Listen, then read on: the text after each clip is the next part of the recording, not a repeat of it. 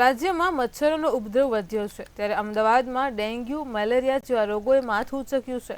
અમદાવાદના સોલા સિવિલ હોસ્પિટલમાં છેલ્લા એક અઠવાડિયામાં 10,729 ઓપીડી નોંધાઈ છે, જેમાં ડેન્ગ્યુના 86 સેમ્પલ લેવામાં આવતા એક પોઝિટિવ કેસ પણ નોંધાયો છે। તેમજ મેલેરિયાની જો વાત કરીએ તો 256 સેમ્પલ લેવામાં આવ્યા હતા, જેમાંથી 2 પોઝિટિવ કેસ નોંધાયા છે। ઉપરાંત વાયરલ ઇન્ફેક્શનના કેસ 1,563 નોંધાયા છે। ત્યારે અમદાવાદમાં આ મિશ્ર ઋતુના લીધે વાયરલ ઇન્ફેક્શનના કેસોમાં ધરખમ વધારો થઈ રહ્યો છે અને સાથે જ લગ્નની પણ સિઝન ચાલી રહી છે, ત્યારે ઝાડા ઉલટીના કેસોમાં પણ વધારો થઈ રહ્યો છે। એમઆરએસ મેડિકલ કોલેજમાં ગયા અઠવાડિયામાં અમારી હોસ્પિટલમાં ઓપીડીના દર્દી લગભગ 10,729 નોંધાયેલા અને દાખલ દર્દીઓ 1,048 નોંધાયેલા।